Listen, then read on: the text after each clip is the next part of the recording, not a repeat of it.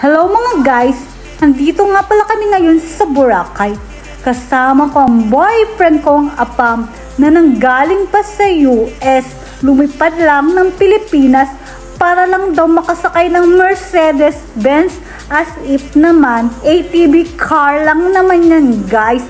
Super enjoy nga ako dyan mga Dora. Yun nga lang, super duper sakit ng puwet ko. Kayo ba naman mag-drive sa bakong daan? Thank you for watching.